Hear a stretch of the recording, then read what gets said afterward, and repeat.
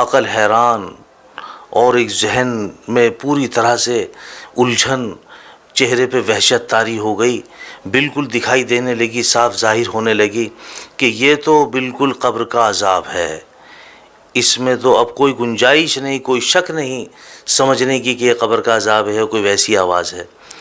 اور بتاتے ہیں کہ مجھے اتنا ڈر لگا، اتنا خوف طاری ہوا کہ مجھے 2 مہینے تک بخار چڑھا رہا۔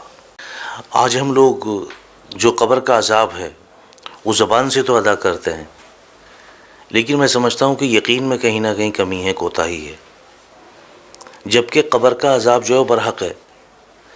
قبر جنت کے باغوں میں سے ایک باغ، یہ جہنم کے گڑھوں میں سے ایک گڑھا ہے۔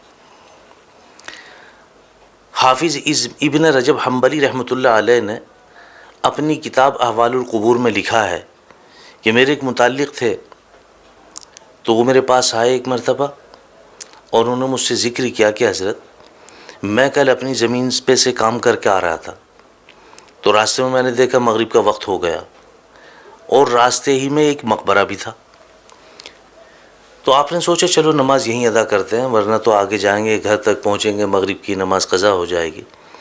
تو آپ نے مغرب کی نماز مقبرے میں ہی ادا کی۔ جب نماز ادا کی تو معمولات میں مشغول ہو گئے کہ معمولات بھی پورے کرتا چلوں۔ بہرحال وہاں بیٹھے رہے اور مشغول ہو گئے اپنے معمولات کو پورا کرنے میں۔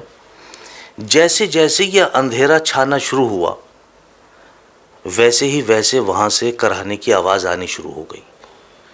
اب انہوں نے آنکھیں پھاڑ کے چاروں طرف دیکھا تو انہیں کچھ نظر نہ آیا، اور انہوں نے سوچا کہ ممکن ہے میرے دماغ کا خلل ہے، کوئی بات نہیں، اور اپنے معمولات میں مشغول ہو گئے۔ جب یہ معمولات میں مشغول ہوئے تو تھوڑی دیر کے بعد میں، ابھی تو کرہنے کی آواز آ رہی تھی، اب تھوڑی دیر کے بعد میں جیسے اندھیرا اور چھانا شروع ہوا تو اب وہاں سے ہائے ہائے کی آواز آنی شروع ہو گئی۔ اب ان کے رونگٹے کھڑے ہو گئے، یہ ڈر گئے، اور انہوں نے دیکھا کہ ہیں اللہ، یہاں تو کچھ دکھائی نہیں دے رہا، پھر یہ آواز کہاں سے آ رہی ہے؟ تو ان کی عقل نے کام کیا کہ چلو قبر سے کان لگا کے میں دیکھتا ہوں۔ اب جو انہوں نے قبر سے کان لگایا تو پتہ یہ چلا قبر کے اندر سے آواز آ رہی تھی، ہائے ہائے، اور ساتھ ہی یہ بھی آواز سنائی تھی، قد کنت اصلی وقد کنت اصوم، قد کنت اصلی وقد کنت اصوم، میں تو نماز بھی پڑھتا تھا، میں تو روزہ بھی رکھتا تھا، پھر مجھے تم یہ عذاب کیوں دے رہے ہو، مجھے یہ سزا کیوں دے رہے ہو؟ تو صاحب بتاتے ہیں کہ میرے رونگٹے کھڑے ہو گئے اور مجھ پہ ایک وحشت طاری ہو گئی، تو میں فوراً اپنے ان قریبی دوستوں کے پاس پہنچا جو میرے برابر میں مشغول تھے معمولات پورا کرنے۔ میں نے ان سے کہا کہ بھئی ایک بات سنو، ذرا قبر سے ذرا کان لگا کر دیکھو، یہ آواز مجھے آ رہی ہے یا میرے دماغ کا خلل ہے؟ تو انہوں نے جیسے قبر سے ایسے کان لگایا تو انہوں نے کہا کہ نہیں، یہ تو قبر کے اندر سے آواز آ رہی ہے، یہ آپ کا دماغ کا خلل نہیں ہے۔ اب انہوں نے جب اس کی وضاحت کی اور تصدیق کر دی، اب مجھے اور زیادہ دہشت شروع ہو گئی کہ یہ تو قبر کا عذاب ہو رہا ہے اس مردے پہ۔ خیر ہم وہاں سے چلے آئے۔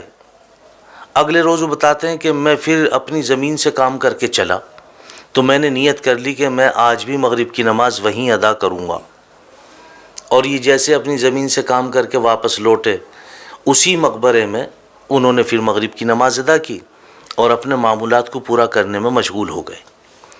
اب یہ اندھیرا جیسے ہی چھانا شروع ہوا، ویسے ہی ویسے وہاں سے وہی کرہنے کی آواز شروع ہو گئی جس طرح سے کل آئی تھی۔ یہ اپنے معمولات میں مشغول تھے، مشغول رہے، اور تھوڑی دیر کے بعد میں پھر یکایک ان کو ہائے ہائے کی آواز آنی شروع ہو گئی۔ بس پھر کیا تھا، پھر تو ان پہ وحشت طاری ہو گئی، پھر ان کی زبان سے بول بھی نہ نکلے، عقل حیران اور ایک ذہن میں پوری طرح سے الجھن، چہرے پہ وحشت طاری ہو گئی، بالکل دکھائی دینے لگی، صاف ظاہر ہونے لگی کہ یہ تو بالکل قبر کا عذاب ہے، اس میں تو اب کوئی گنجائش نہیں، کوئی شک نہیں سمجھنے کی کہ یہ قبر کا عذاب ہے، کوئی ویسی آواز ہے۔ اور بتاتے ہیں کہ مجھے اتنا ڈر لگا، اتنا خوف طاری ہوا کہ مجھے 2 مہینے تک بخار چڑھا رہا۔ الامان الحفیظ، اللہ ہم سب کی حفاظت فرمائے، اللہ قبر کے عذاب سے تمام مسلمانوں کی حفاظت فرمائے۔ میرے بھائیوں، قبر جنت کے باغوں میں سے ایک باغ، یہ جہنم کے گڑھوں میں سے ایک گڑھا ہے، اللہ اس پہ ہمیں یقین نصیب فرما دے۔ وآخر دعوانا الحمدللہ رب العالمین۔